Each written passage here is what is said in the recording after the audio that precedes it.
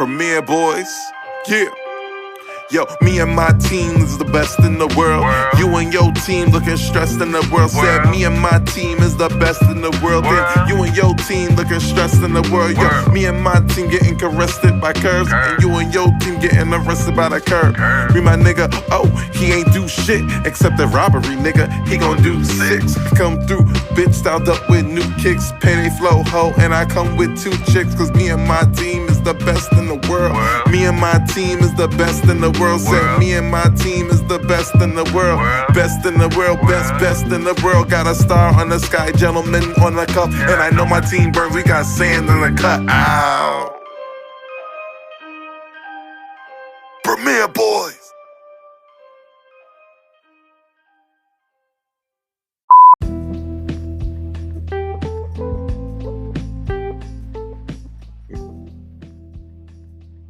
What up, it's your man's Aaron Sands, and we are back at it again. You already know what it is.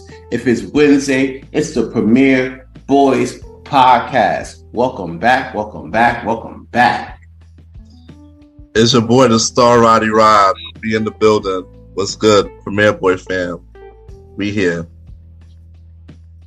Well, it's Wednesday, so I guess you know what that means. The Premier Boyz podcast are back with another piece of dynamite for that ass. They call me Malimal. Long live the cheat.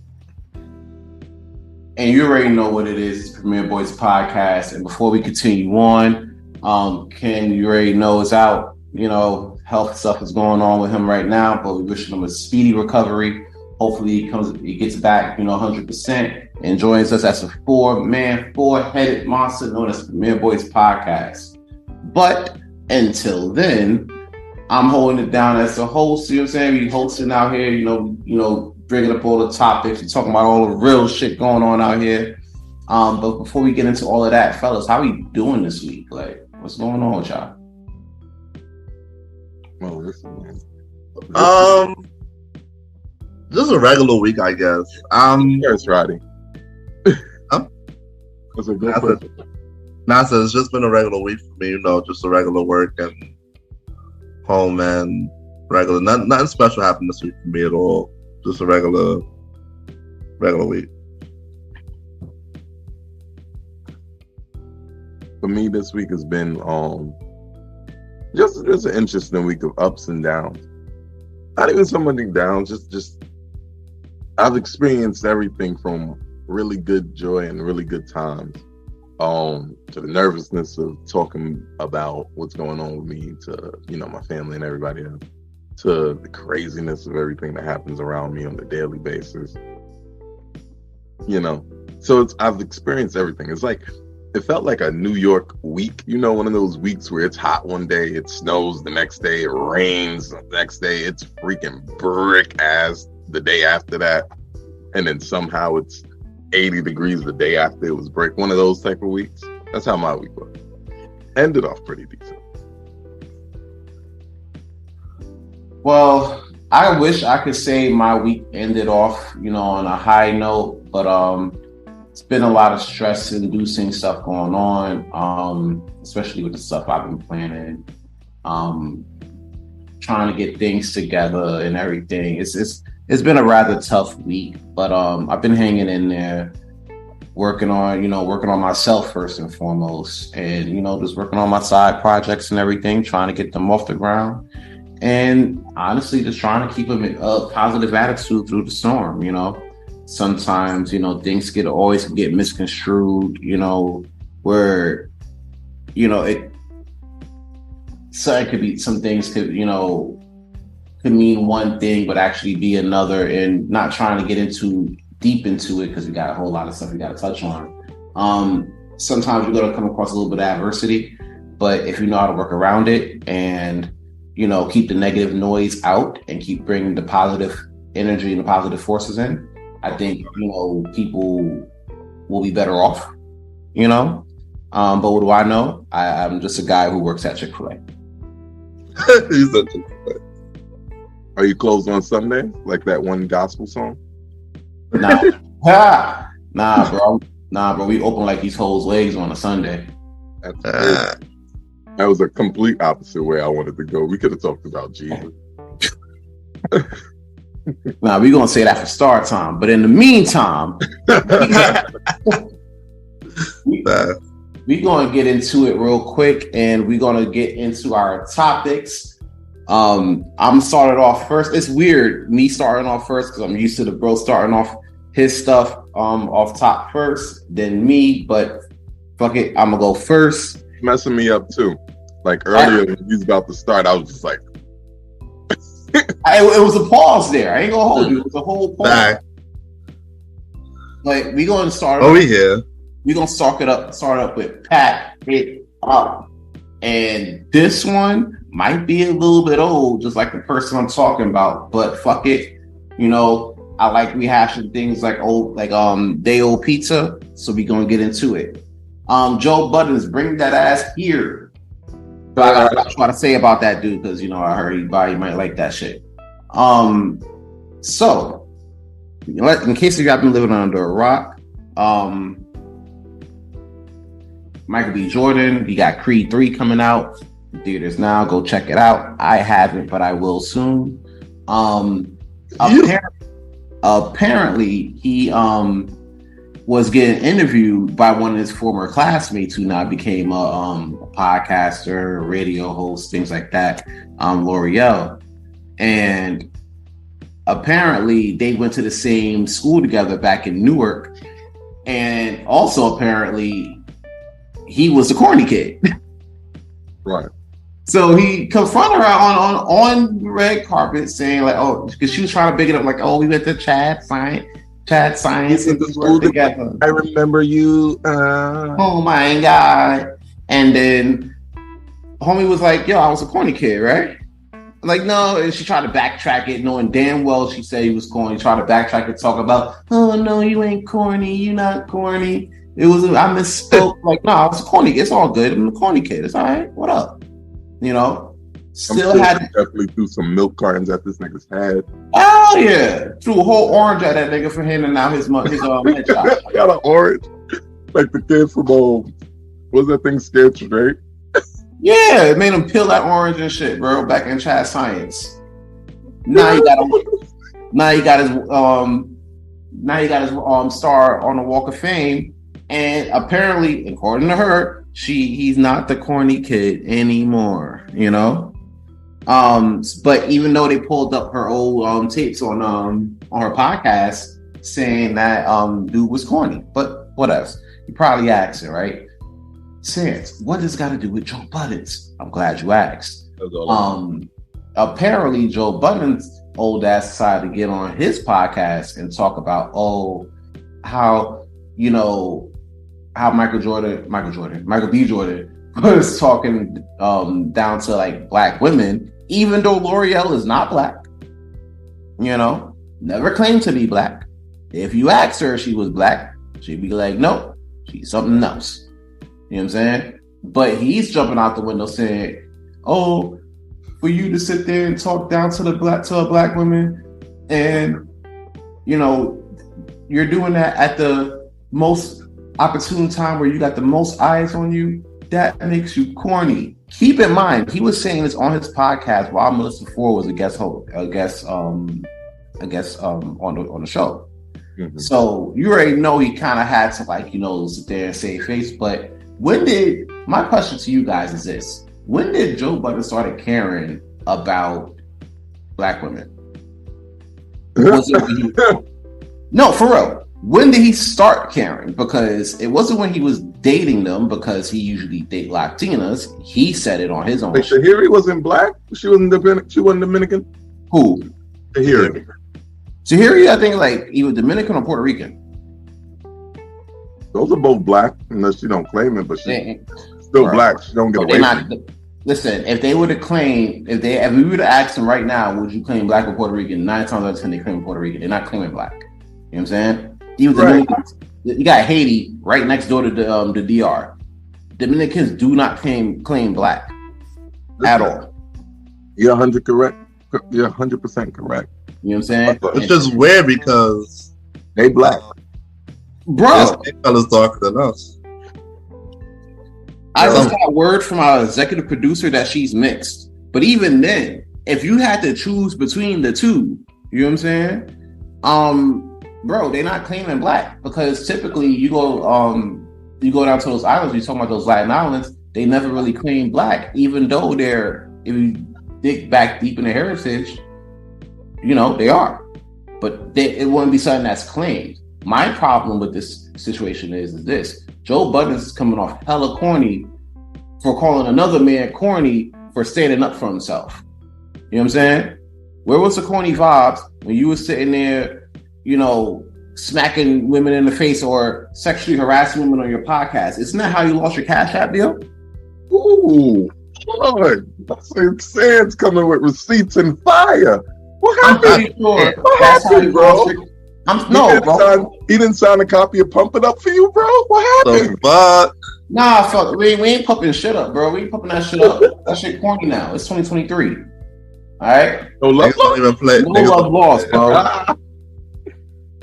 Nah, because this is, and mind you, this is personal. It's not personal, but it hits home to a certain extent because once upon a time, not long ago, I was the corny nigga. You know? Mm-hmm. Now we get into this fucking bag, bro. Now we get into it. You know, talk about it. We transform our lives to be better than the people that said that we were corny, the people that thought that we were corny for doing different shit. You know what I'm saying? Like I tell you that right now. Bitch ever come to me talking about, oh, I'm corny. I'm like, yeah, I may be corny, but this dick ain't, nigga. Like, the fuck you talking about?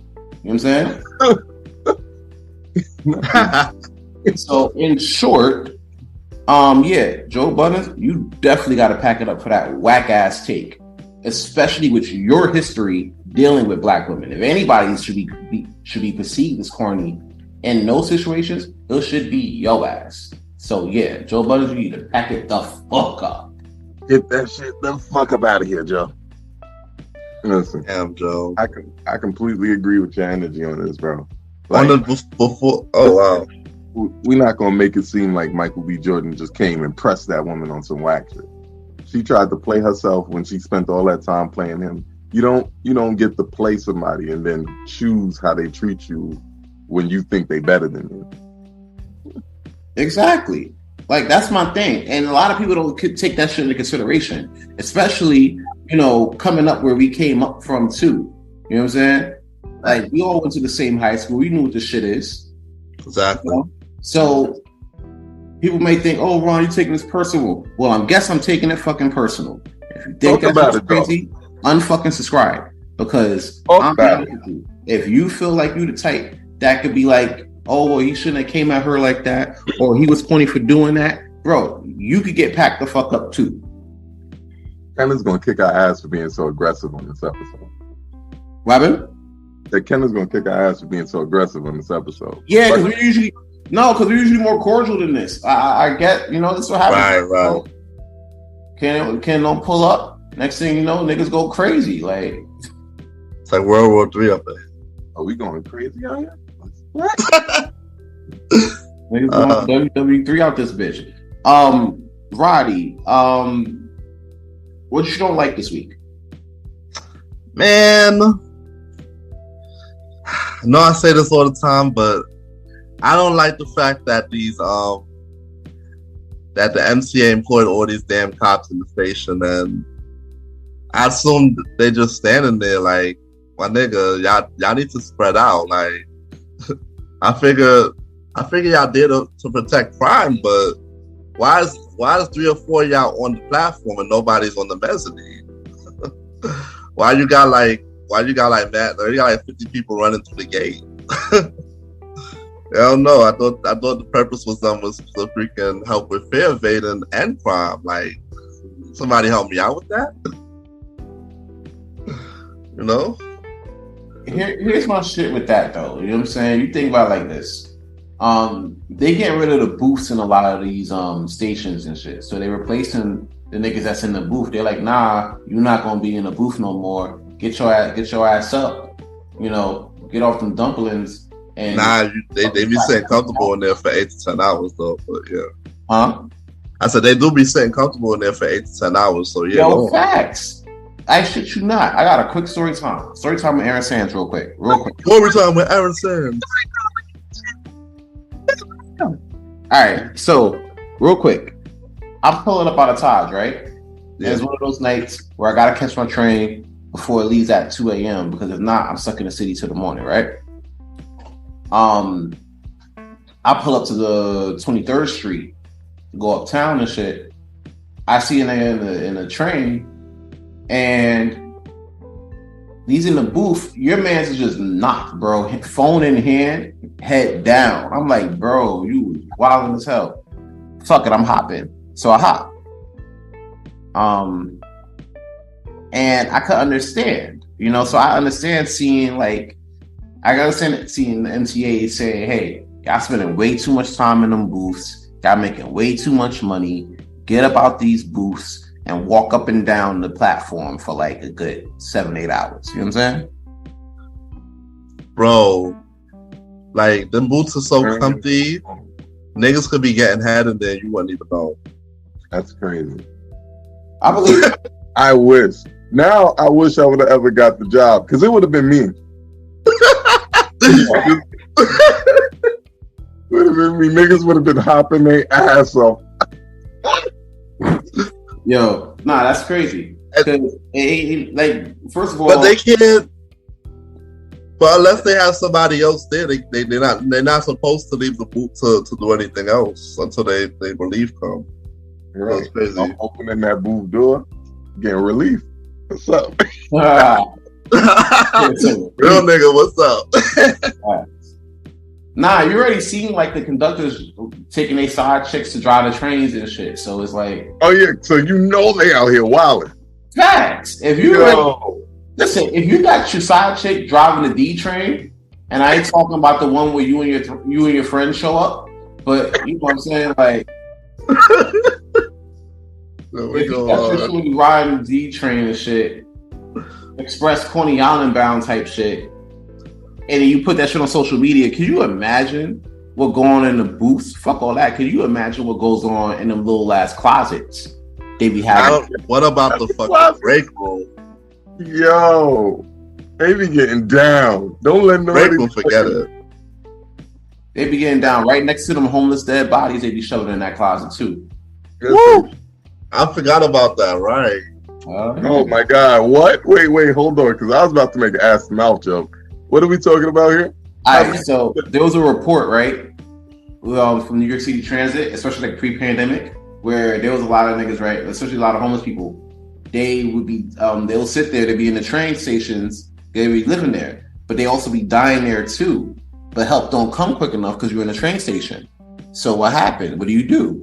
So lately, a lot of people, like the train workers, they've been putting the bodies, right, in like them little closets that be in the train station. That is insane, bro. Can we not just call the coroner? I mean, they do. They come eventually. They go in the closet. They get, they leave the body there until they come. What is the matter with these niggas? Yo, but nah, think about Vietnam.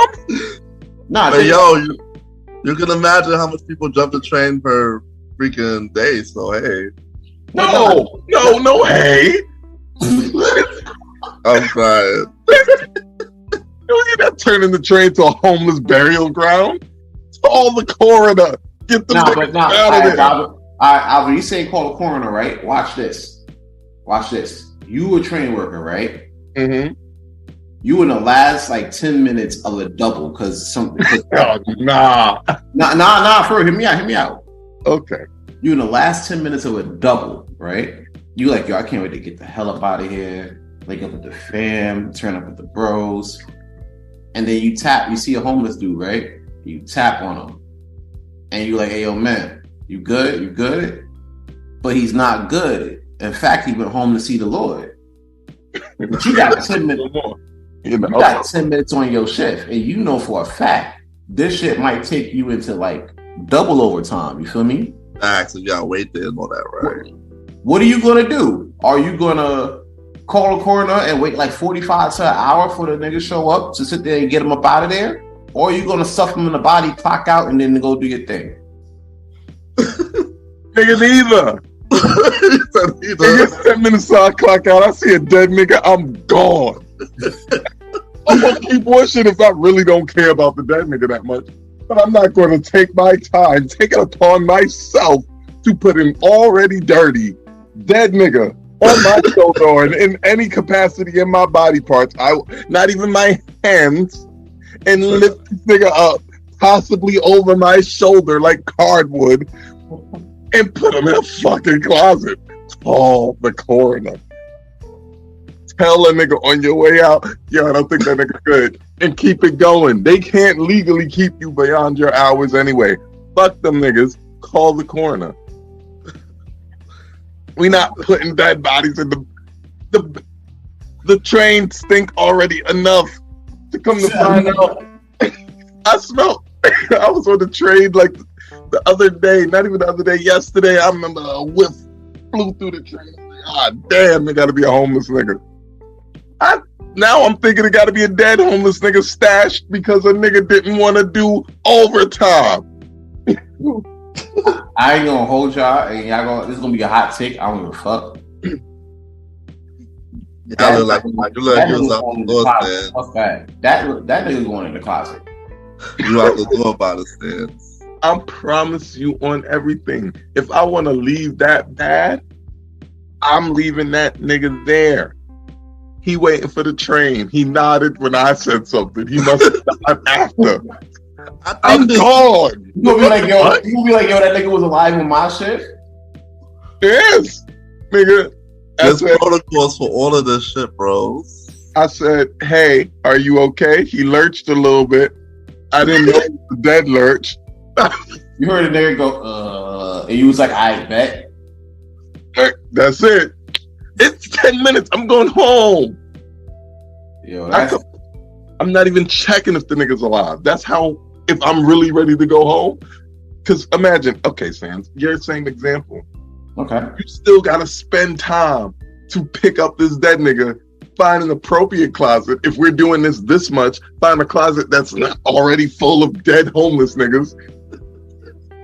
I feel like it'll still take you more time.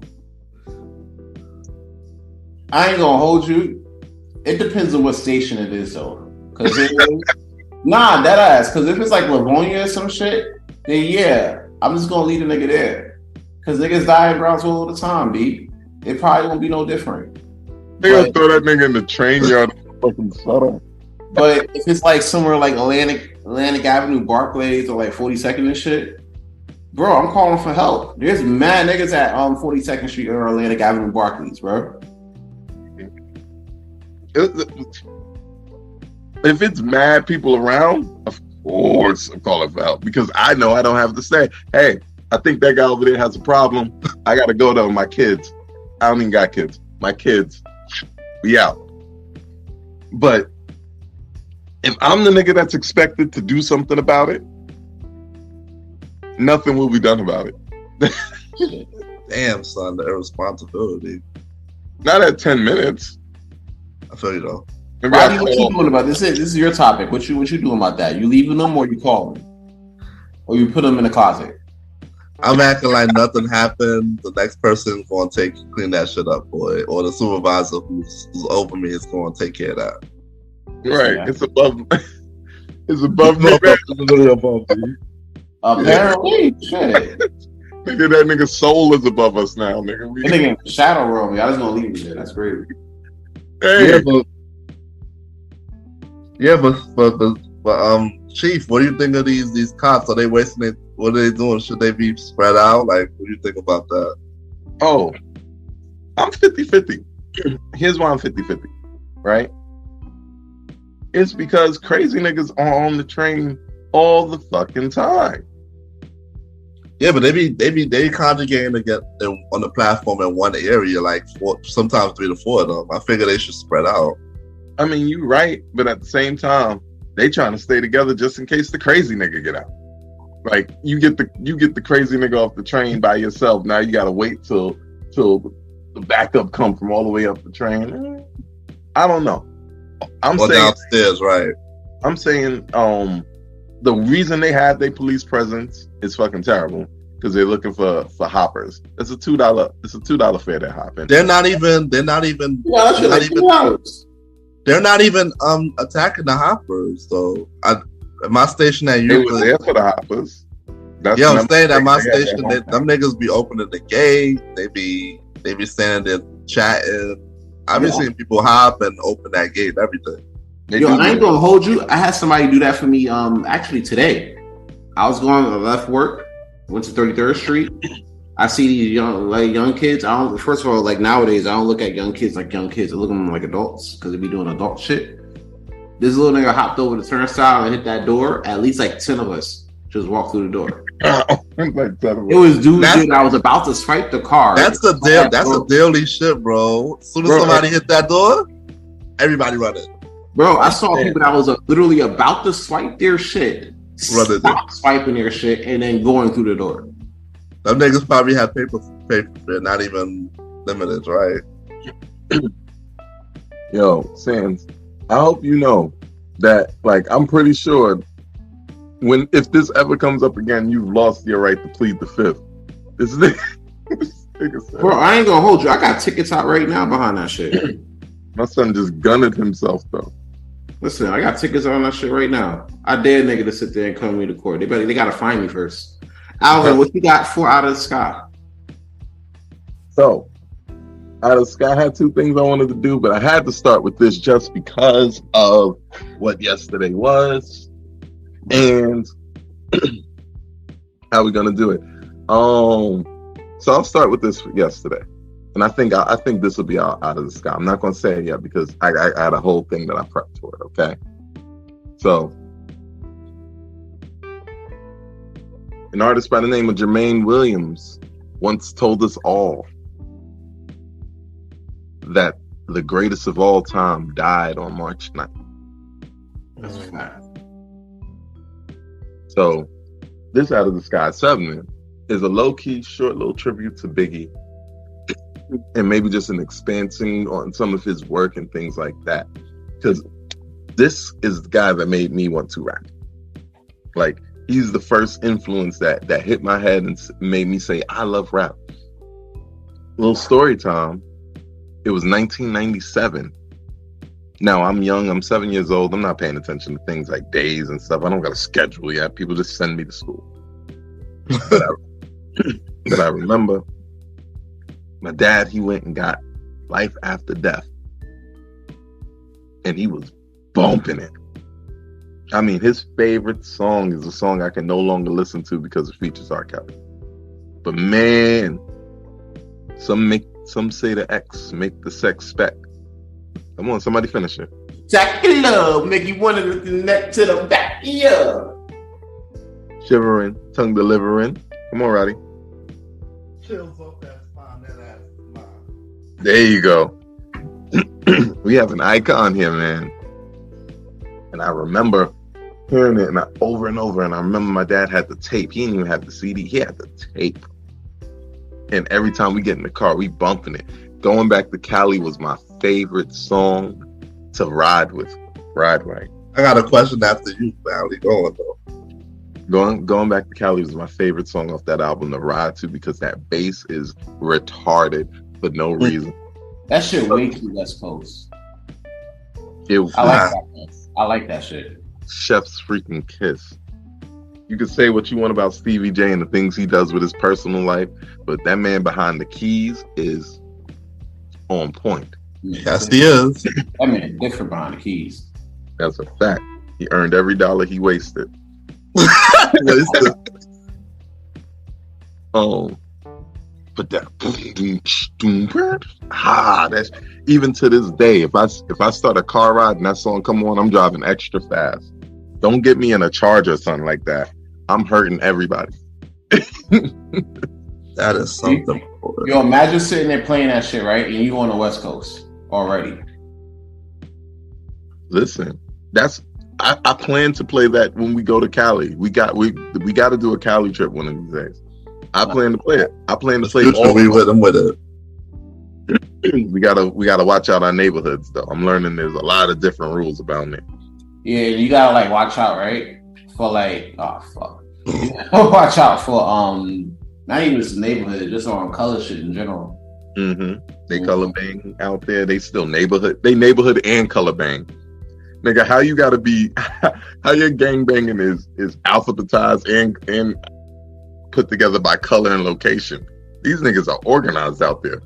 That's what I'm saying. Like that shit is wild. Like you sit there, you know, you can't even like. Not only you not banging in the sense of the color shit, the like Latin Kings and shit like that, but also you banging on a sense where I gotta put this. If you like 3 blocks from me and you fuck my bitch, we beefing. You feel me? All right. And you fuck my bitch is like the secondary type shit. That's the thing. That's just it. You fucking my bitch is a secondary. It took a second. He's like, it's the secondary. You suck this dick and he a Southside Crip? Oh fuck no. Oh my Lord. I got a question for y'all. What's the question? Name your top 3 Biggie songs. I could do that. Same here. Let me see. My top 3 Biggie songs. I feel like I've made a list before. But if I had to choose top 3, let me see.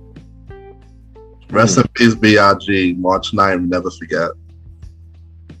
What's with this whole... Let me see. I would say... Coming in at number 3 would be Sky's the Limit. That's your number 3? That's my number 3. It's one of my favorite songs by him because it's so introspective.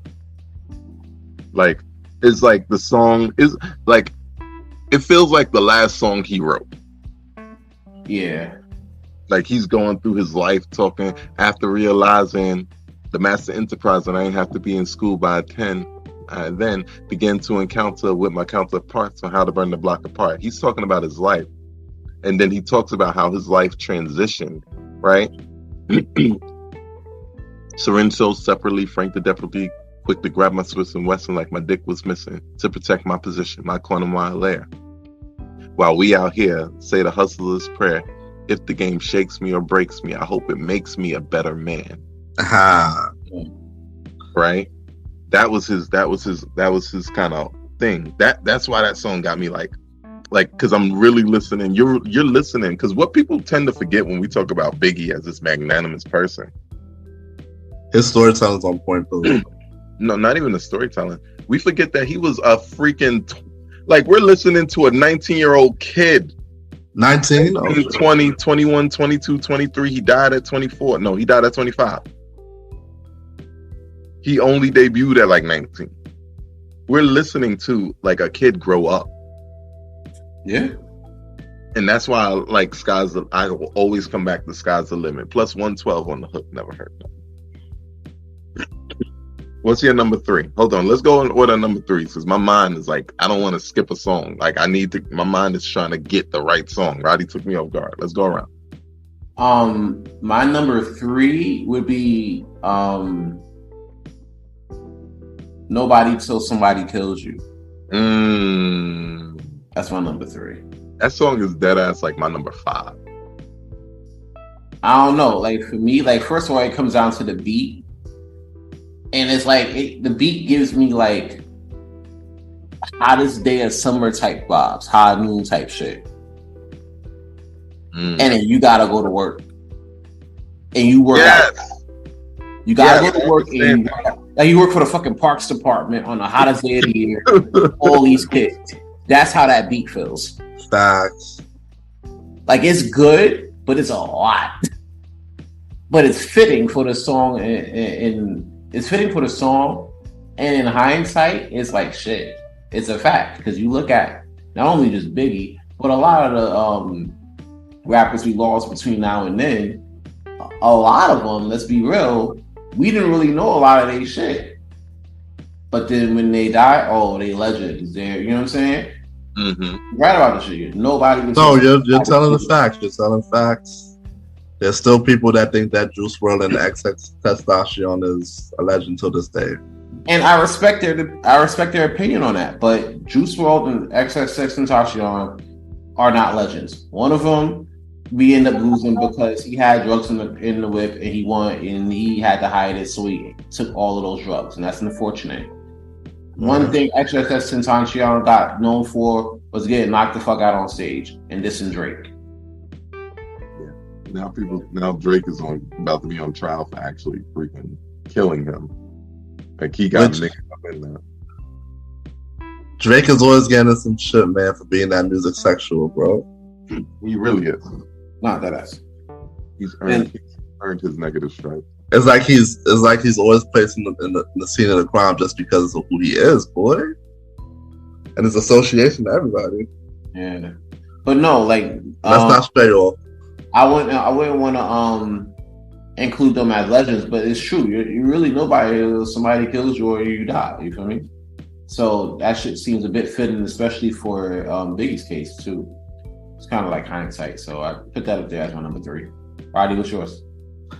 Big Papa song, nice little R&B smooth song. You already know. The little Isley Brother sample feels right to listen to. You know. That's a good one. I love Big Papa. I love it when you call me Big Papa. Come on, somebody finish it. Throw your hands in the air if he's a true player. No, please don't shoot up. You know what's fucked up? It was some hindsight in there too, because niggas was like, "Oh, whatever you do, please don't shoot up the place." And then Diddy dumbass gonna be like, "Wow."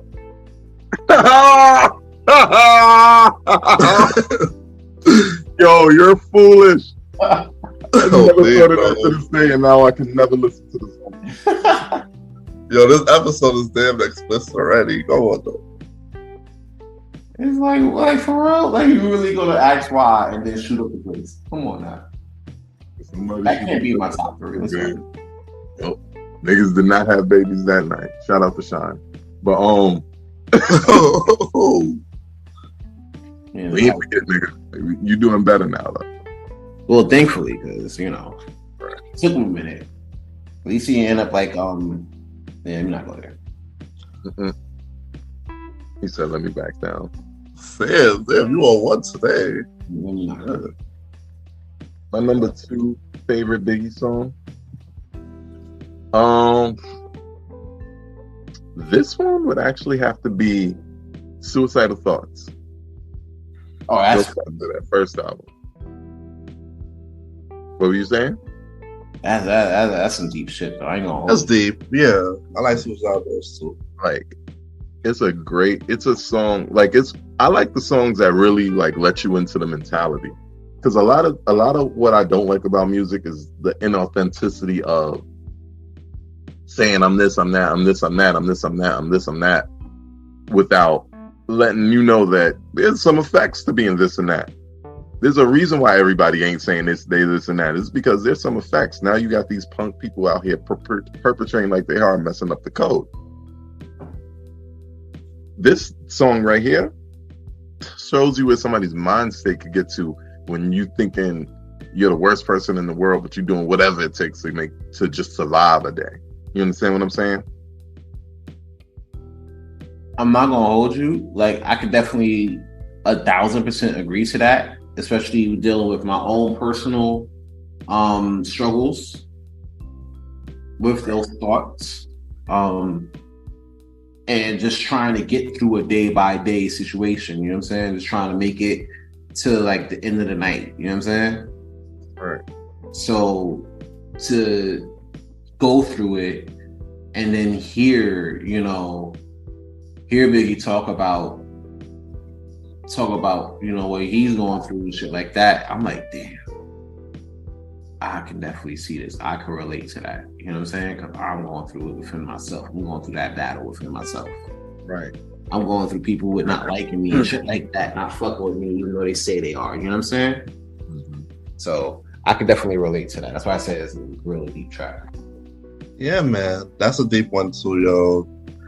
It's crazy, man. How his music really speaks and you can really relate. Like, you're there. Like, I love big storytelling to the point where like you can resonate and put yourself in what he's saying.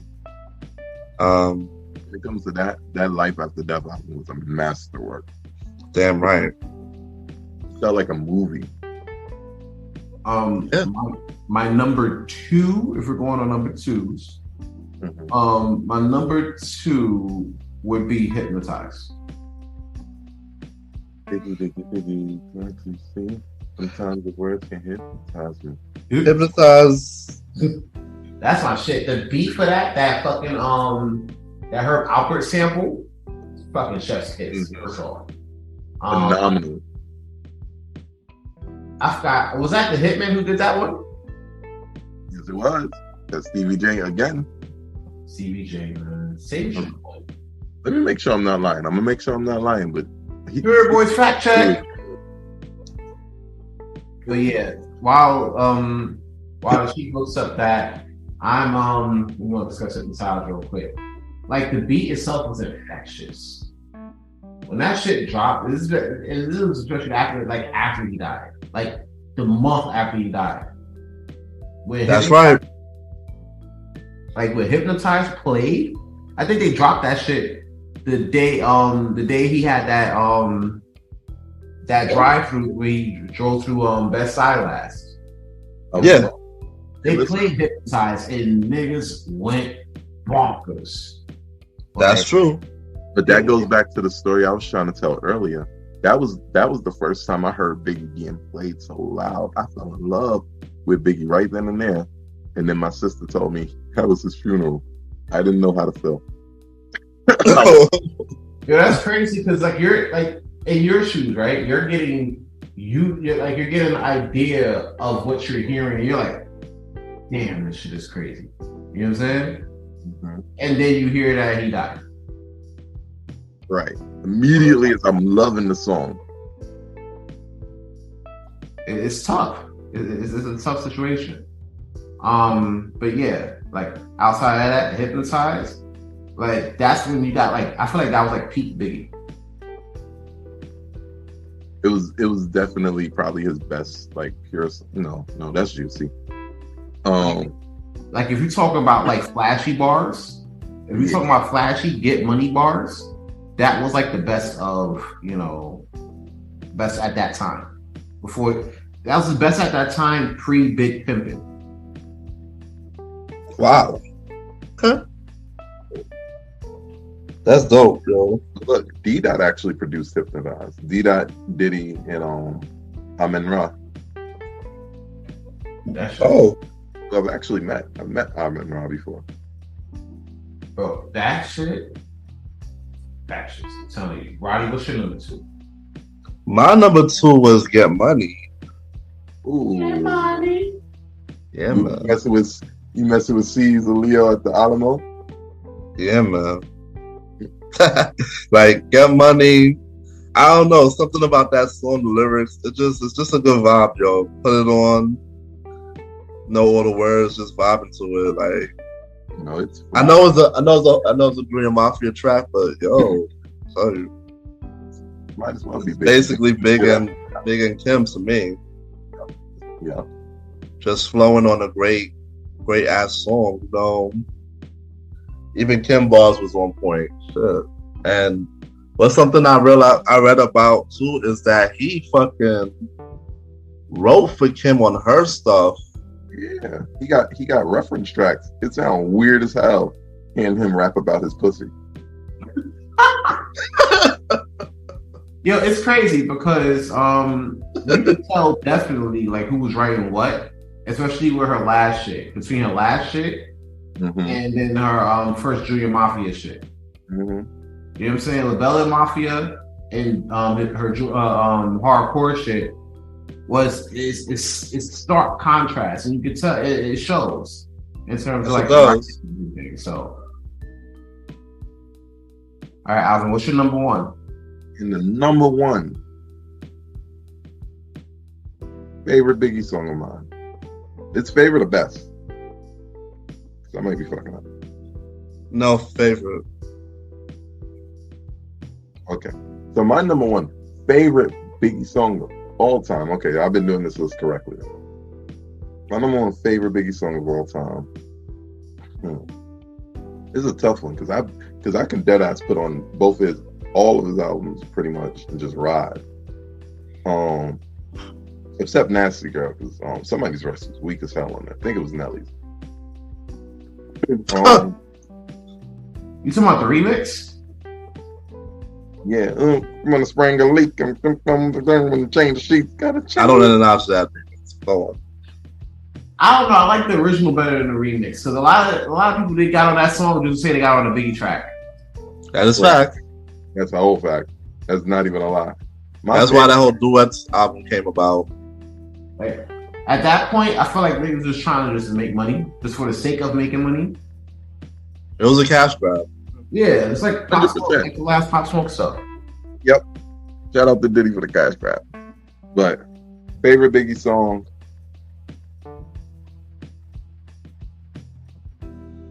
Unbelievable. Really? Yep. Wow. It was a song that made me like start freestyling because I heard him rap on it and then I just started going. So I have like a connection to Unbelievable. You know, the CeeLo is unbelievable. It's unbelievable with the Michael sample. Oh yeah. Michael and Biggie are like a potent combination. I really wish that neither of them passed so that they could have worked more together because they work well together. That is a fact. He did. My number one, a lot of people would think it'd be Juicy, right? Because you know the whole Rax Rich type shit. It's really not. Number one favorite Biggie song, it's funny as shit, is Dead Wrong. Ooh, that was my number 4. Like, I ain't gonna hold you. But I like M's verse better than Biggie's. Okay. I'm a fan of Savage bars. Like shit you just can't come back from. You know? You like that horrorcore shit? In a sense, you know what I'm saying? Like that's kind of my thing. Especially when the delivery is like super on point, and that's what I got there. Like I'm like, hey, you know what I'm saying? Like I can respect the grittiness of it. You know what I'm saying? Plus, you know, I'm really like my ears are open to like all the beats and shit. So it's like, you know what I'm saying? Like that's some shit that you just even walk. You just gotta walk on and talk mad shit. That's a fact. And Biggie talked. He definitely did, though. One thing we got to talk about when we talk about Biggie is just the type of shit he says when he gets in his "I hate you" bag. Like this man said, this nigga said, slid him down the back and threw salt in the wound. This nigga said, your mother was fiending for the dick. And the chick not ugly, love. My shit got rocked quick. How you say that to somebody? Yo, listen, like that's the thing. So my thing is like, yo, if I looking at that, it made me want to see Biggie like in battle rap on Damn Near. You know what I'm saying? That's the thing. You got to remember, he came from that. Wait, say that again. You got to remember, he came from that. Yeah, That's 100% his lane. Facts. like that was like a whole situation. So yeah, like my number one for that. Yeah, Dead Wrong. Roddy, it's on you. My number one, Warning. Ooh. Like, tell you the storytelling. Paging me at 6:40 in the morning, crack of dawn, and On it. See who's this page me and why. yeah, like the flow, the storytelling, like I freaking to the point wherever that song come on, I have to freaking rap along with him. Like it's crazy. Like one is definitely that song, like you know that song you sing along to when it comes on like crazy. So that's my number one right there because of that. But you know what's crazy, y'all? What? More Money, More Problems don't even feel like a Biggie song, even though sometimes, like, because even though it's on his album, it feel like a song that was meant to be on No Way Out, but Biggie was featured on it for some reason. Right. It was like a Diddy. It was a Diddy song with a Biggie feature. That's what it feel like. So when I try to look for it and play it, I always feel weird. Like, wait a minute. For some reason, this feel like it should have been on No Way Out because you got Diddy and Mace all over, and then Biggie's the last verse. But Biggie did kill the verse. Of course. No. Almost every guest verse he did too for Diddy back then too. And just as an aside, Mr. Gentleman's favorite Biggie songs are "Sky's the Limit."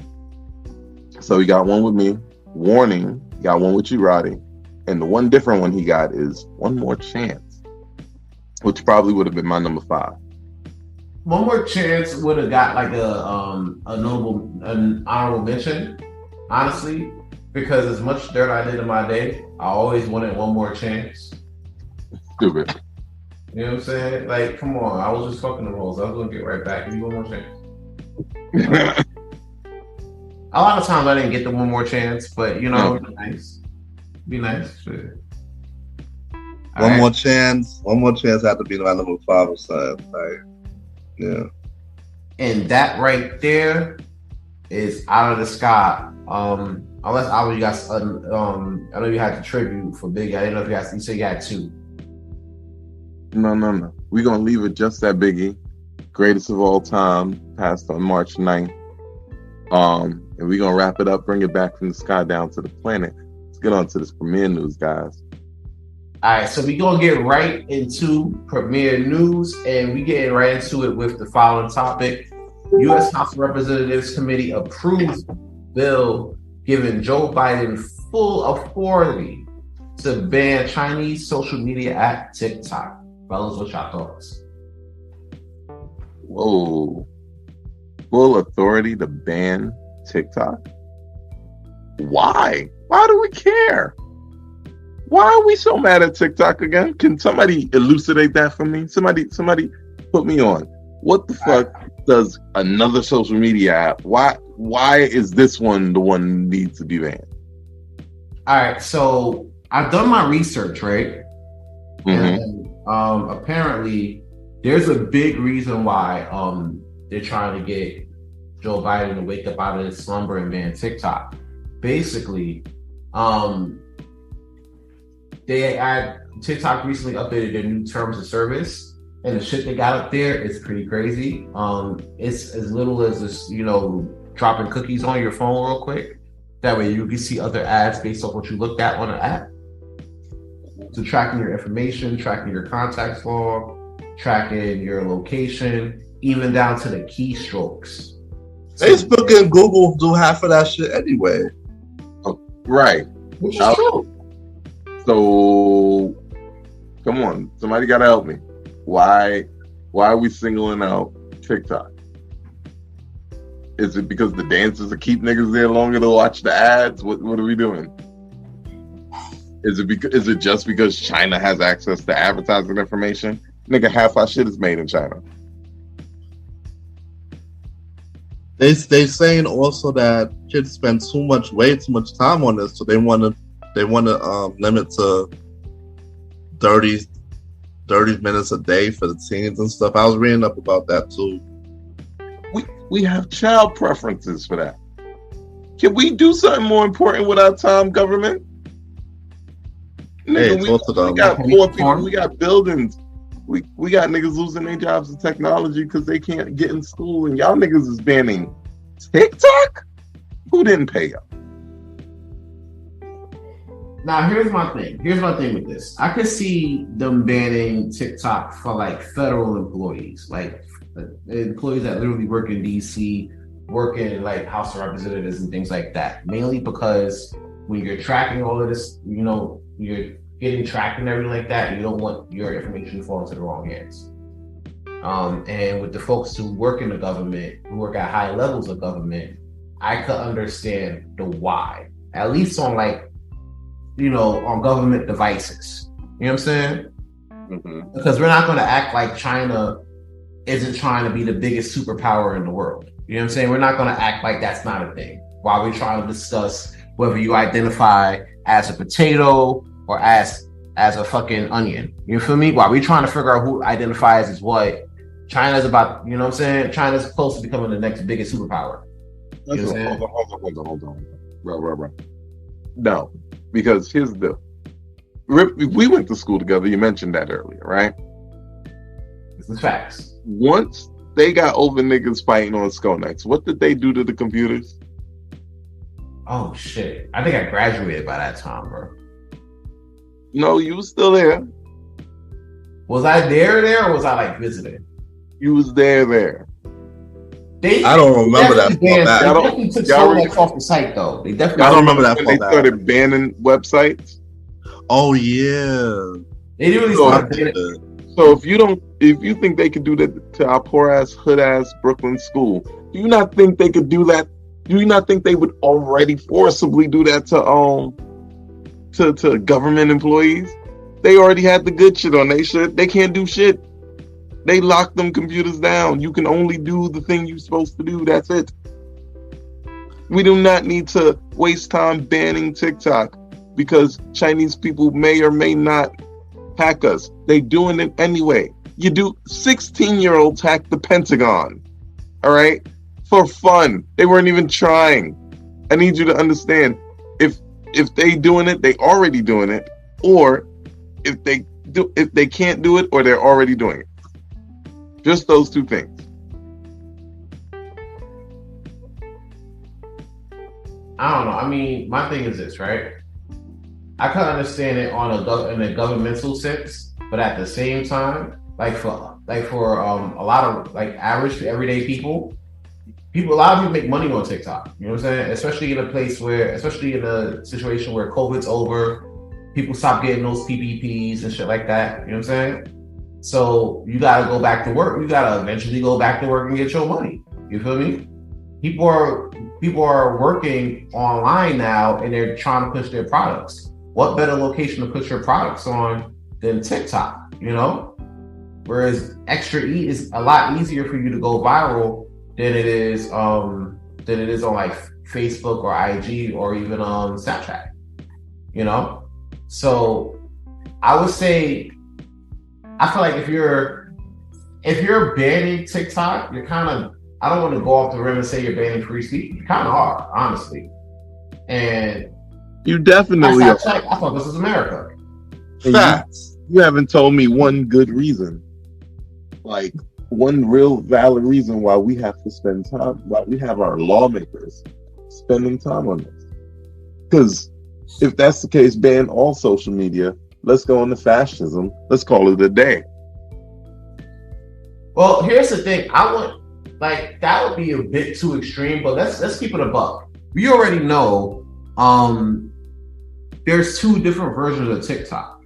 You got the Chinese version, which at a certain point is like a bit more educational, shows you how to do food shit. Kids can't go on it after a certain time. There's actually a limit to where I didn't know that. Yeah, there's a point. There's a time in the day where the app is not working. It's shut down, and if you're under 8 or whatever, you can't even go on the bitch. If you're older or whatever like that, you get a lot of educational stuff. You know, you learn more about information and things like that. But then we over here in America, we get the twerking version. We get the crap version of TikTok. You know what I'm saying? There's two different versions of TikTok. I need people to understand it. That's a big deal. You know, so it goes back to news to me already, boy. Huh? This is news to me. It's the first time I'm hearing about the other version. I thought it was not. I knew about it, but I thought it was just evolved type of thing. It wasn't still available type of thing, because TikTok's been around for a while before it exploded over here and became what it is today. And that's the thing. And to see the differences in that is a big deal, because if they're learning that over there, and we're getting, it's basically they're getting oxtail, rice and peas, and plantains, and we're over here eating fucking McDonald's because we're America. Tell you that ain't crazy. But Yeah. moving on, next topic we got Nicki Minaj. She started her own own record label. Forgot what was the name of it, guys? It was like Green. I don't even know the name. I don't even know the name. Trying to pull it up. Hold on, give me a second. I'm working on it right now. Meanwhile, while I'm looking this shit up, like the fucking podcast, bro, we work way too fucking hard. Like, subscribe, get our latest episodes, Premiere Fam. You know what I'm saying? And also get a notification when we drop it. Let's chill. No, seriously, please. Like that. Like the podcast. Likes are free. So is the show. All right. So yeah, according to Complex, Nicki Minaj announced the official launch of her own record label on the latest episode of Queen Radio. She's not giving up the name of it yet, but the roster includes, and let me know if y'all heard of any of these people. Spoiler alert, I haven't, but if y'all did, please let me know. The roster includes Nana Fofi, Tate Cobain, Rico Dana, and London Hill, just to name a few. Lana Sophie sounds familiar, maybe? I don't know none of these effing people. But with all like, even though like she started her label and everything, she's still up to her old tricks. This in Meg Thee Stallion and her new song Ruby Red Samurai or some shit.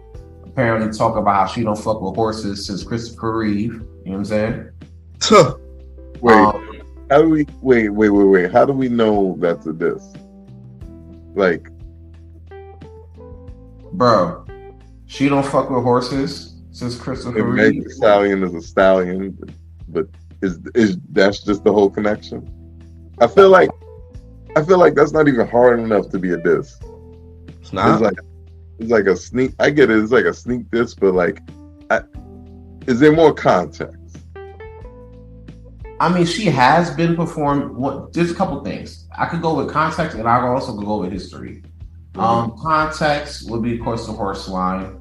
A lot of people make like apparently Drake was saying something about Meg during like the whole her Lost album. So I played one track, okay, heard enough. She had 10, but she can't rap. And then Meg got into that and spoke about it on Twitter. You already know Nicki and Drake, they part of the same camp, so she gonna ride with the shits too. Also, historically, Nicki's been historically known to sit there and poke at a lot of the younger female talent. Lotto being an example, Meg being an example from before, but now that's being rehashed. Cardi, just to name a few. You know what I'm saying? She tried that shit with Remy Ma. She had to backtrack all the way the fuck up. You know what I'm saying? Shout out to she. So yeah, she historically has a history of poking at like younger, fresher talent. So with that in mind, with all that in mind, how do you think this label's gonna do? Badly. Oh, damn. Talent can't create young talent. She's just going to use them and ruin them. They're going to wind up like Gutta Gutta and Mac Main. All them people on Young Money that nobody ever heard about again. Not facts. I don't know. Like, she's gonna have a bad track record. I think that she'll have one breakout star and just mold that person, and that person would be blessed because they'll be getting all her time, her features, and her extended talent. But I don't know if she has it in her to mold multiple people. I don't see her being like a P. Diddy or Timbaland or anything like that. Well, hopefully she hires A&Rs for that. But I see it going the route of her pushing these artists out, jumping on their songs, charging them on the back end to be on their songs through their things, them being angry, but also the songs not being good enough to break the zeitgeist, so not mattering anyway, because nobody's going to make any money, because we already don't know who they are. Well, that's where payola comes in for the radio again. So hey, and we know that her career was mostly built on that. Listen, at the end of the day, I do want to wish her like a lot of success in this shit because it's not easy trying to put together like a whole label. You know what I'm saying? Do I think she could cultivate young, fresh talent to be the best version of themselves they could be each and every day? Fuck no. Do I think she could put the right people around her artists to be the best versions of themselves they could be at each and every day? Of course. I believe in that same complex. But is she gonna?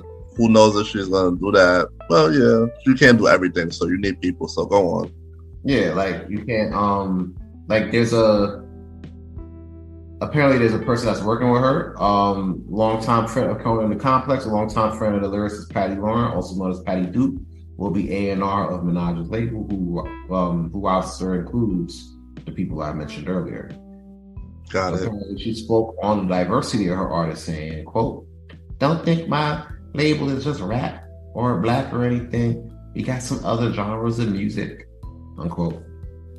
So she's putting people in the vicinity to get the best out of her talent. Now, what she's gonna do with that, I don't know. To be honest with you, but I am looking forward to seeing what comes out of that. And the final topic for the premiere news, Tyler Perry is coming out. There's word that Tyler Perry and Byron Allen are in talks of buying BET outright. What are your thoughts about BET potentially becoming black-owned yet again? The fact that we have to say a sentence like "black-owned yet again" is fucking hilarious. It's BET. The shit is. How did we fuck this up? Well, we had initially BET was black-owned, and you could tell by like the programming, everything about it gave culture. You know what I'm saying? Mm-hmm. And from Rap City to Video Soul to Planet Groove, to Comic View, like all that shit. Like old BET was and always will be like classic shit, honestly. And then they got bought by Viacom. And you know what that means to sit there and get bought up by Viacom. All those networks are looking the same. You know what I'm saying? There's reality shows, people twerking it up, being politically correct, shit like that. You know what I'm saying? Talking about issues that only benefits the people the advertisers in the networks. So to sit there and see it potentially become black owned again is really good. Now the question now becomes, what is it going to be? Because you got Tyler Perry and Byron Allen hosting it. So it could be it could come back as part of the glory days of BET. Or you could just be getting a whole bunch of Medea movies and Tyler Perry shows and then updates of Weather Channel shit. Sans, I was just gonna say that, bro. You took the words out of my mouth. Like I like some of Tyler Perry stuff, but not all. So I don't know. Like I'll be tuned in, but it's pick and choose with the shows. Like he has some shows and then he have others, but we'll see what he has to come to, because this give him room, this give him an official stamp to produce so much more shows for the network. He could have like 24-hour Tyler Perry network with a bunch of new content every week and new movies and new shows and specials. So I don't know, the formula, I feel like the formula is just going to be 24-hour Tyler Perry. And not mostly Tyler Perry already. Well, it is because they keep. It is between Sisters and Bro and the other shows he out there, like House of Pain and The Sister Living and Ruthless. But yeah, and don't forget all the Medea movies that be coming on during the weekend. Mm-hmm. Well, he branched out. He don't only do Medea, but he has other shit too. No, I'm saying because he's already Medea movies. Yeah, of course. Like, let's be real. We're not gonna act like they don't be showing like Medea's Family Reunion like every other week on BET. You know, They certainly do, bro. But we're not gonna act like that don't happen. so does that mean that we'll be seeing less of the original BET content once the takeover happens and that depends. Tyler Perry TV supposedly? I mean, that depends. Niggas said the same shit about Stars when 50 Cent was working with them. But at the same time, you know what I'm saying, you still got a lot of decent shows up there that 50 can do. So there could be very well a chance where you could see some original content there that's not Tyler Perry related. So I'm happy to see what that holds. And then I'll save my judgment for. I mean, he's been growing the channel so far with the past few years with Sisters and Bruh. So I feel like it's gonna be a good move. Well, it's already a good move already, pre-done. This is just an official stamp, so he could literally do what he wants more. Well, let me ask you a question, right? For those who don't know, when Tyler Perry bought a stake in OWN, did you see a lot of Tyler Perry created shows there? Like out of a range of like 0 to like 100%, what percentage would you say OWN had a lot of Tyler Perry related shows? Well, from what I remember, because I don't think I was watching OWN the whole time. I know the Have and Have Nots was a big hit, and If Loving You Was Wrong was a big hit, and they had that show. They had another show on there that was a sitcom, but didn't last, with Marcus and what's her name? Asha. Yeah. So it's gonna be like, I would say like 30%. It wasn't like maybe 30, 40 or 50. It wasn't a huge stake.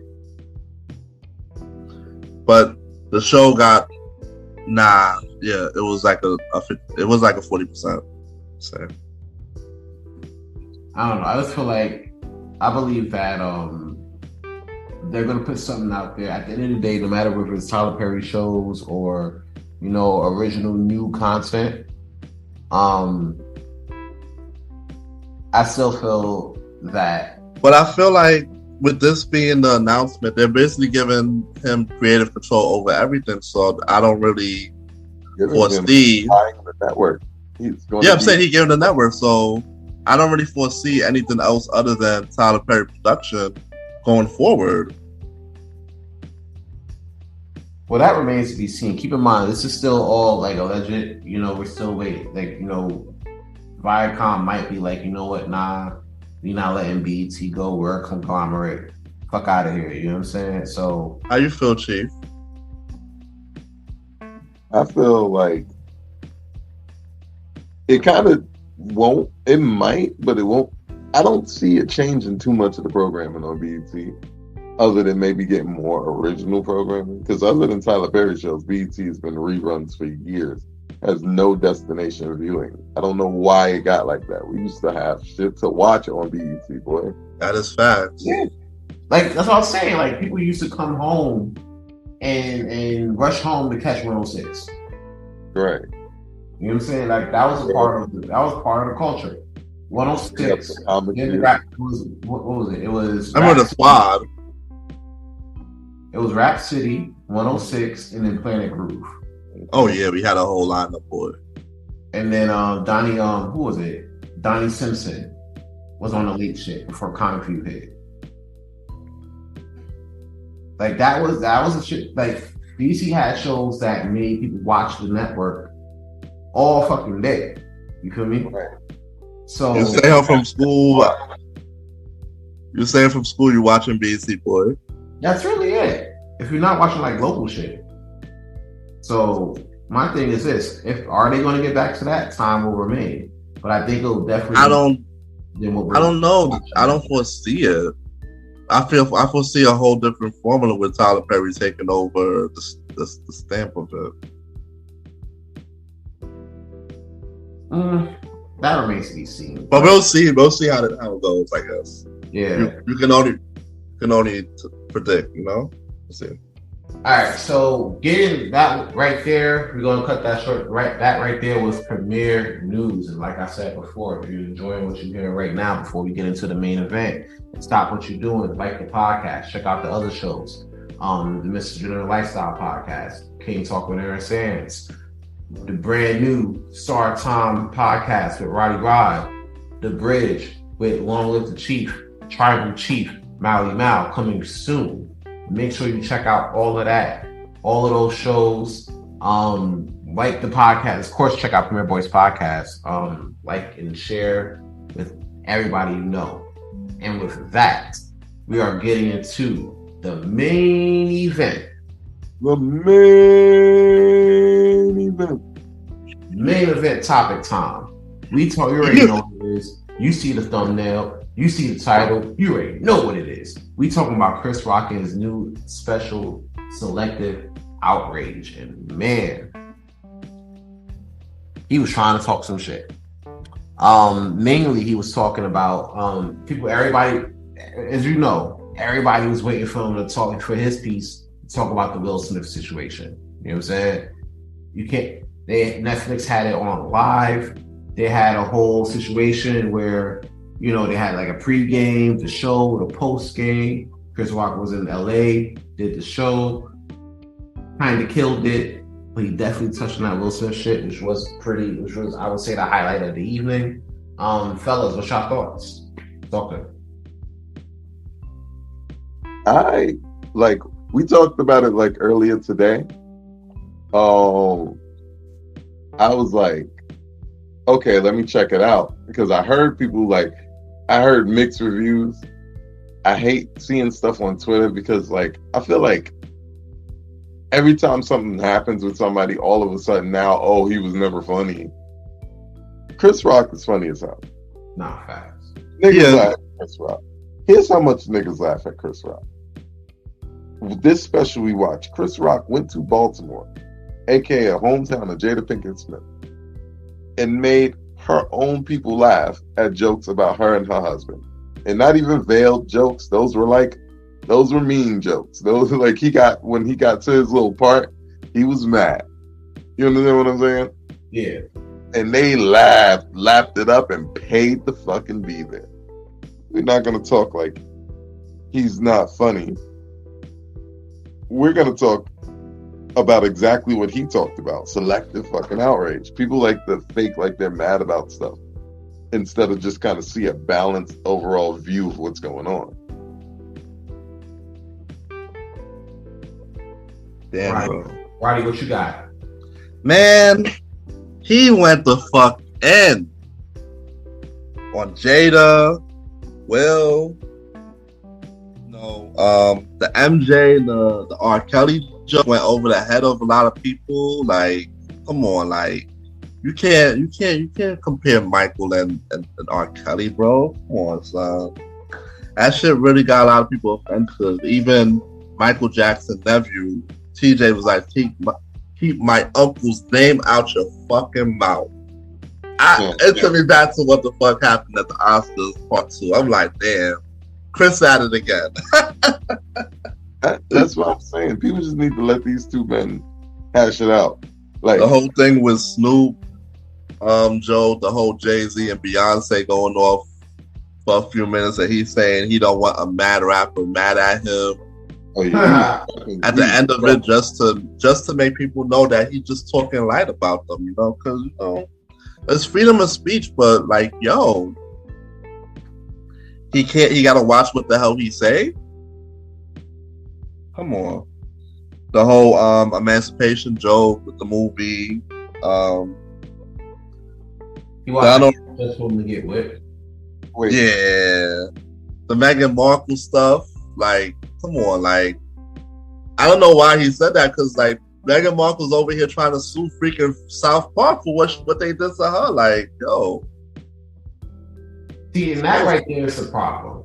That right there. That's why he's talking about this. Yeah, this proves not only Chris Rock's point, but also Dave Chappelle's point The problem with people, right, Mm-hmm. is that there's a problem. I'm gonna say that again for the niggas, the GED niggas in the Pay back. for the niggas in the back. The GED niggas in the back. Real quick. The GD niggas. The problem with people nowadays is that there's a problem. And as long as there's a problem, you're gonna, and this comes, and I don't mean to get political, but fuck it, I'm already here. Oh shit. A lot of this shit comes from the left too. As long as there's a problem, there's outrage. Somebody like, oh, there's a problem, somebody gotta get canceled. Not, oh, there's a problem, let's find a way to solve it so we can be better. You know what I'm saying? It like the fact that people are coming, that people are, you know, mad at Chris Rock about what he said about Meghan Markle. I mean, Mad at him about what he said at Meg. What? I didn't hear that he was mad at him. How the fuck? because he was talking about how Meghan Markle didn't know that the royal family was racist when they invented colonialism. You know, when I said that, when he said that, I laughed because I'm like, That's a fact. they are.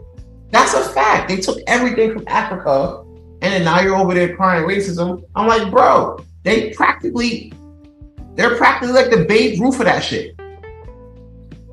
You feel me? So, bro, like, for you to be upset about it, it's not the fact that they're upset that it's true, because it's been true. They're upset at the fact that it's been said on a spot where people should just come there and mindlessly laugh at shit. Not make you think. See, the problem with people nowadays is that comedians are not built to make you think and make you laugh. They're just there to make you laugh. That's why a lot of these new social media comedians, they've been getting, you know what I'm saying? They've been getting a lot of clout because all they gotta do is make you laugh. They don't gotta have thought-provoking jokes. You know what I'm saying? It definitely don't. You don't gotta have a big brain to tell big jokes. That's why people, you know, revere Dave Chappelle. That's why people revere George Carlin, Richard Pryor, because when they said shit, they made you laugh, but they also spoke some real shit. You know what I'm saying? I had people come to me talking about like, yo, Aaron, like that Chris Rock shit was mid. I'm like, bro, that just might be Chris Rock jokes going over your head, because honestly, you can't. What can I compare this to without being a dick? You can't say Selective Outrage was mid, but then like 444. Wait, what? How the hell? I'm gonna say it again for the GD niggas in the back. You can't say Selective Outrage is mid and then you like 444 by Jay-Z. I'm gonna tell you why. In Selective Outrage, Chris Rock was doing grown man jokes, talking about real shit. You know what I'm saying? You compare that to one of his biggest stand-ups, Bigger and Blacker, right? Chris Rock and Bigger and Blacker, Chris Rock was just roasting niggas for like 60 to 75 minutes. You know what I'm saying? He was just roasting niggas. You know? Which is funny still, but it wasn't like on some thought-provoking shit. You know what I'm saying? You just there for the laughs. There's nothing wrong with that. But Selective Outrage, yeah, it was funny, but also it was some thought-provoking shit. Just facts. So I would kind of say, would y'all say that was like grown man comedy, or would y'all say that was just shits and giggles?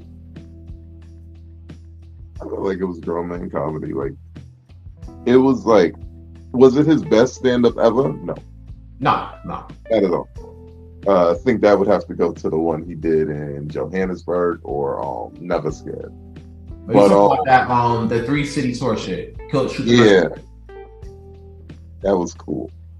I like Bigger and Blacker though. That's my shit. Bigger and Black was dope. Yeah. That shit was funny as hell. But nah, like you look at 444, right? That's not Jay-Z big pimping bars. That's Jay-Z grown man just got his wife back from having a threesome without her name on it and a few kids bars. You feel me? Right. So that's why, going back to my point, that's grown man comedy just as much as that's Jay-Z grown man bars, right? You can't, you can't like one and then be like, oh, the other one's mid. Especially when you're talking about the whole Will Smith situation. People were saying, oh, he waited too long. Oh, he sounded like a bitch. I'm like, bro, think about it like this. Roddy. Yeah. If you had Thanksgiving dinner at your house and you stream that shit, right? Mm-hmm. You stream that shit on IG. And for some luck of the draw, that stream currently has 10K viewers. 10,000 people watching your family eat Thanksgiving dinner, right? Right. I come to your house, right? Yeah. No plate, no dessert, not even a head of cabbage, right? Mm-hmm. I come to your house and I promptly smack the shit out of you, right? And then I leave, right? Mm-hmm. Would you still feel a way about that a year later? Of course. Of course. That shit. Your whole family's there and you're streaming to 10,000 people. I come to the house, I smack the shit out you. You still wouldn't feel away a year later?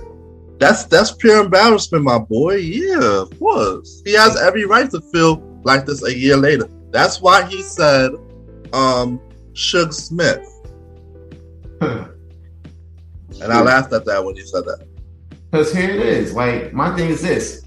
The same people who were sitting there saying that, oh, like he handled that shit, like he handled that shit properly, is the same people that's now currently saying, oh, he's handling like a bitch for talking about it. Nah, fuck that. If Netflix is paying you a big fucking bag, right, to talk about this shit. Right there, talk about it, Sam. Because this is the shit that got me. Talk about it. You know what I'm saying? Like, I think I said this earlier. I'll quote myself because I ain't above it. And they edited out the freaking part too, I heard. Yo, yes! They edited out that whole Will Smith part. Because somebody on YouTube probably posted it up right now. Oh yeah, it's definitely up there. But I said it before. Like, bro got called a bitch, right? For not pulling up on him, right? Same people that's calling him a bitch for him not pulling up on Will during the show, after the show, or whatever, is the same people that's calling him a bitch and saying he came off like a bitch in the show. Like, you can't win from losing, honestly. So why not just go get your bread, get paid, and then do what you gotta do? But that's don't give a fuck about what these people going to think, because in the same situation, they probably wouldn't have handled it as well as he did. They probably wouldn't have came off on a bag and been able to do what he do and sit there and get paid to do that at the same time. Some of y'all still got to clock in the fucking work. I do too. But I ain't the ones that's making asinine ass statements like that. So work that out with whoever you subscribe, whatever religion y'all subscribe to. Like, that's the thing. Like, I think he knew he wasn't going to win for losing. He knows himself. He's not like the toughest guy. He's the guy that can get beat up, not the guy that's doing a lot of the beating up. Like, but he know he could talk some shit. That's what he did. He said, nope, I'm gonna wait till they feed in to hear me talk about it. Sell them me talking some shit. And that's gonna be my win. The fact that this man slapped the shit out of me and I came back and talked more shit. Like, people say that's a bitch shit. Maybe, I don't know. For me, it's the shit that puts him in the best lane. He responded to the shit exactly how he wanted to respond to the shit. And if you can do that, you're always going to be in the best lane. Fuck what everybody else is talking about. That's emotional control that got him whatever bag. Netflix throws out bags for these specials. That's a Donnell Rollins said that Chris Rock is now even after doing the special. It's not what? Even. It's now they're even. Well, that's what he said. Yeah, they are even. You know what I'm saying? The fact that you could sit there and talk so much shit, you know what I'm saying? After coming back from a situation like that, like, I can say right now, Chris Rock's up right now.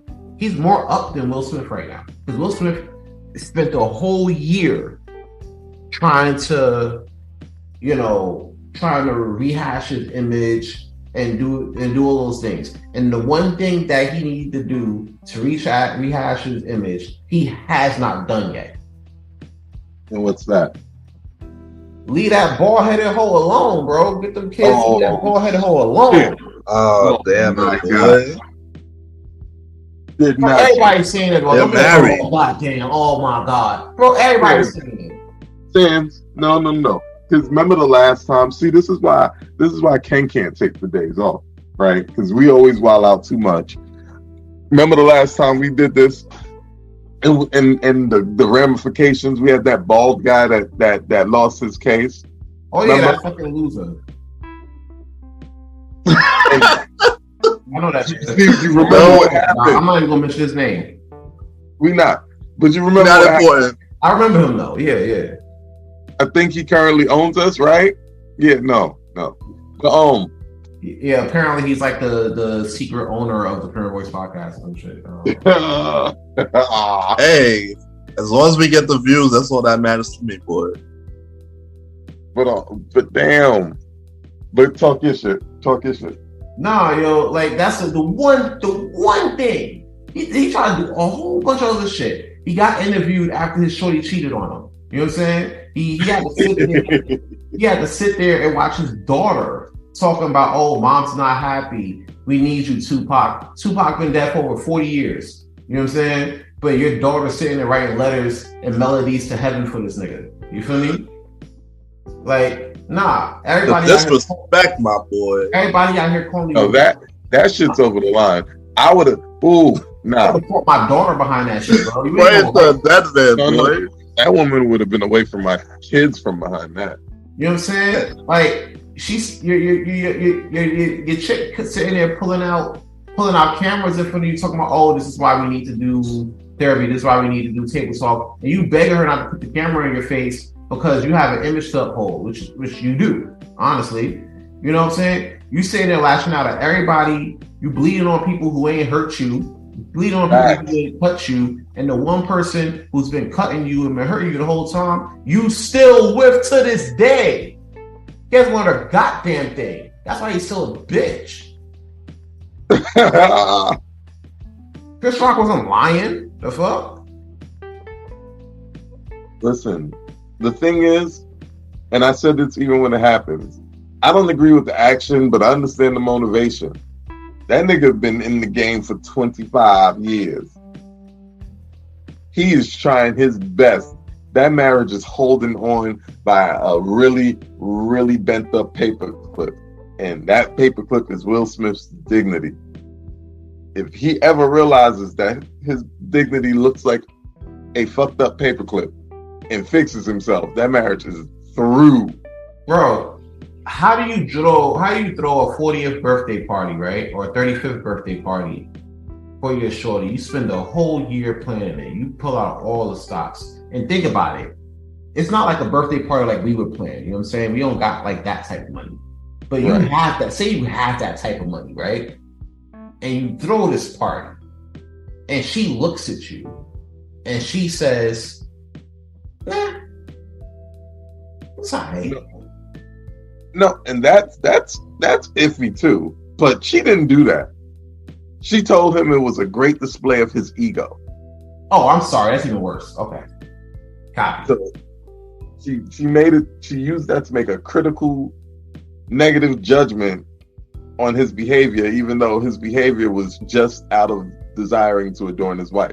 Listen, whether or not we think his marriage is bad, whether or not by all classical signs his marriage is bad, whether or not it's a subjective or objective thing, the fact of the matter is, he's the type of person that, like, when he says, I'm here, he here.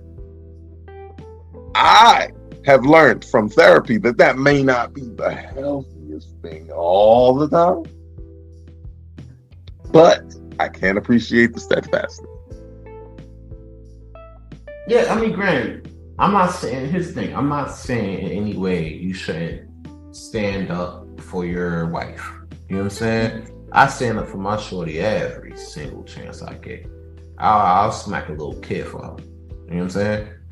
Knock that little nigga out. No, for real, these little kids move like adults. All right. This is one of those episodes.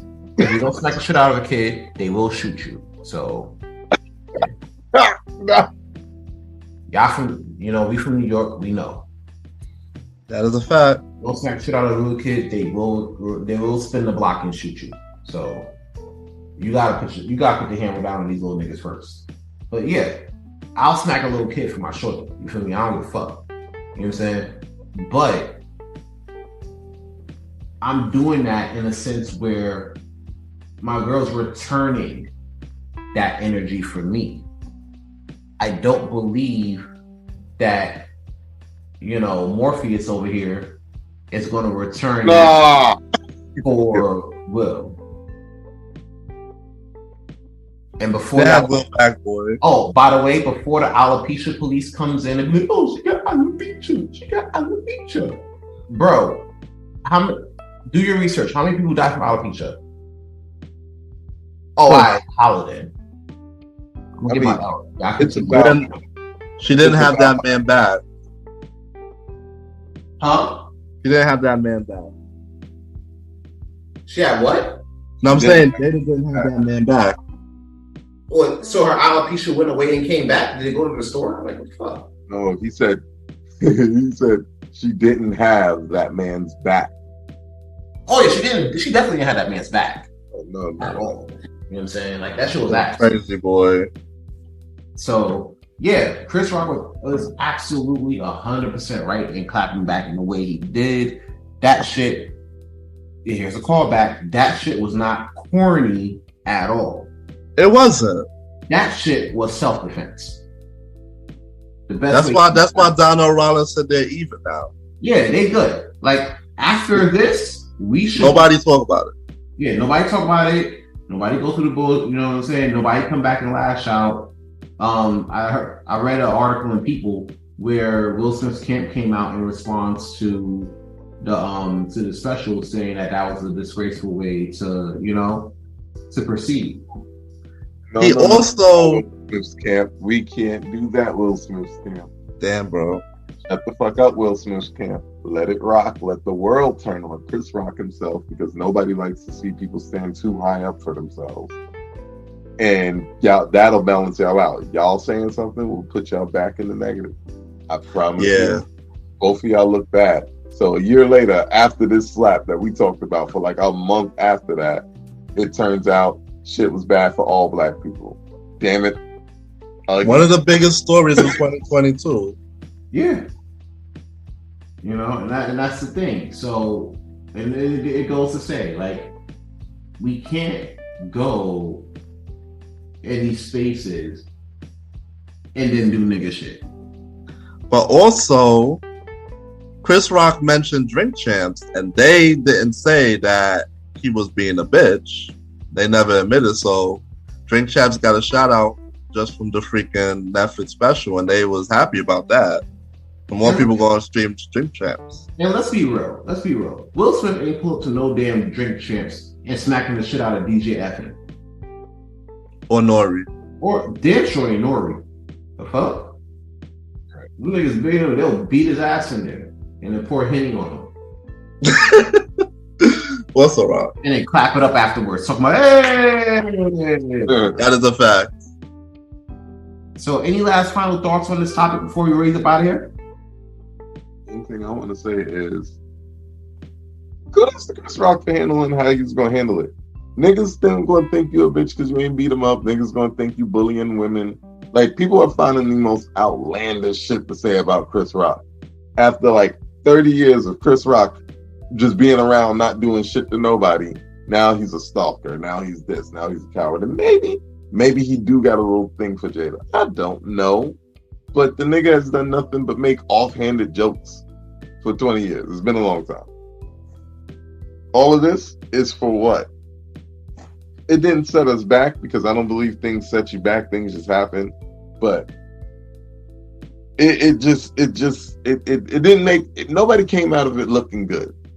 Luckily for Chris Rock, he don't have to look that good because he's a comedian that says random shit. Man, I hope this is the last time that they're mentioning this Chris Rock snap and this Will Smith thing. It's time time to move forward with life, and hopefully they don't try to bash him more for this special, because it's just like basically a answer back, a rebuttal to what happened last year. In his words, he's finally speaking out. That's all the special was supposed to do, and it did what it did. And that's all I got to say for my last words. Well, I agree with Roddy on that point. The special did serve its purpose.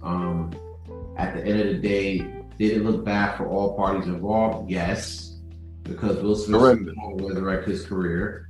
Chris Rock, even though he's standing up for himself, he's still being called a bitch just because. Right. You know what I'm saying? Jada still out here looking like Frozone. Damn it. it. It's all bad. It's all bad. And us as people, we ain't learning shit, because at the end of the day, we still out here wanting people to condone violence on each other instead of trying to be able to help one another. So as a community, we ain't learn shit anyway. So yeah, this whole situation is a big L. And I honestly wish we take ourselves more seriously and take our image more seriously. Because it actually is funny, because we're getting close to his birthday now. The late great Kevin Samuels once said our image is worth everything. You know what I'm saying? And at the end of the day, when you're smacking or getting smacked at the Oscars, or when you're not supporting your fellow folks and what they're doing, it's a bad look on the community as a whole. So yeah, the shit was funny. Yeah, we can make jokes about Jada looking like Debo's daughter, but at the end of the day, we gotta do better as a community. We seriously gotta do better. Yeah, man, I agree with you. But we ain't gonna figure it out on this episode because we are out of time. I want to thank everybody for tuning in to this edition of the Premier Boyz podcast. You already know. You can follow me, Aaron Sands, on Aaron Sands Premier on Instagram. Link in the description. King Talk Sands on Good Pods and Twitter. Link in the description. You already know what the vibes is. King Talk coming back soon, the final 5 episodes, and then we out for season 3. So you already know we gearing up for the last bit, and then we gone. So yeah, fellas, y'all already know what to do. You got me, the Star Roddy Rod. Check me out on IG at the Star Roddy Rod. I ain't gonna tell you how to spell Star, but Roddy Rod's RODDYROD. Star Time. Out now. Start time. Out now. Only on Spotify, Podchaser, and Stitcher. First episode, The Awkward Adult, out now. Stream on those platforms. We still going. Next episode gonna be another week and a half. This will drop Wednesday, right? Yeah. Another week on a Monday. Usually on a Monday. Star Time premiere. You already know. You can catch me here, catch me there. Catch me on the Old School Show with Ken MrGentleman coming back in May. And yeah, subscribe to my show, check it out, share, like, get the word out. And you know who I am, man. But if you don't, they call me Malimal. Long live the chief. So, first of all, what I want you to do, I want you to follow me on everything. They call me Malimal, TCM Malimal, MALIMAL, on everything. You can follow me on everything. We coming out with the bridge that is coming soon. I promise you.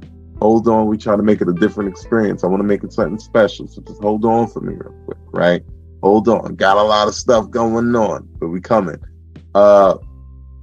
With that being said, I want to thank everybody for tuning in each and every week. I want to thank my brothers for being with me, sitting in these seats every week, getting this done. I want to thank Ken especially for doing a lot of that production work, a lot of it, all of the production work when it comes to a lot of these things. The promotion work, he does the background work so diligently, and I want to make sure that like I'd say thank you in a very public way before I die without saying it. So, with that being said, Premier Boys, let's wrap this thing up.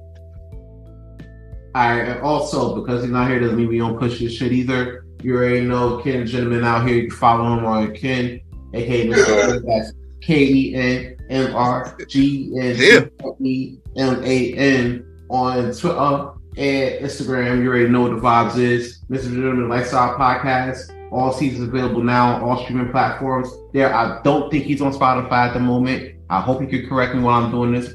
Hopefully I don't fuck it up. Mr. Gentleman Lifestyle Podcast presents conversations about music with Ken Gentleman and Roddy Rod coming out. You already know. Check that out real quick. All seasons available now. He's on Spotify. He is on Spotify. My bad, bro. He is on Spotify, so check that out. Also, Mr. Gentleman Lifestyle Podcast presents Date Night Talk with the one and only, the lovely and talented Vanna B. You already know. Check out all episodes for that. Date Night Talk Podcast. Also, Mr. Gentleman Lifestyle Podcast presents the Old School Show. You already know what it is. Check out all the episodes for that as well. Just because he ain't here doesn't mean we don't push your shit, bro. Love you. Coming Lifestyle presents. I'm out here sounding like Excalibur from AEW and shit. That's a whole fact. I was like, who does he sound like to me? Dude, Excalibur real quick. Mr. Lifestyle Podcast presents. Keep up on there and say thoughts, man. Well, I couldn't have did it because I would have pulled the JR. I would have fucked it up. Of course, you be safe fucking up Rampage, bro. How the fuck? You going for an hour? WWE Rampage. I'm like, no, nigga, that's Smack. Oh, stop watching SmackDown. Not there no more. You haven't been there in years. Let it go. Like, stop watching SmackDown.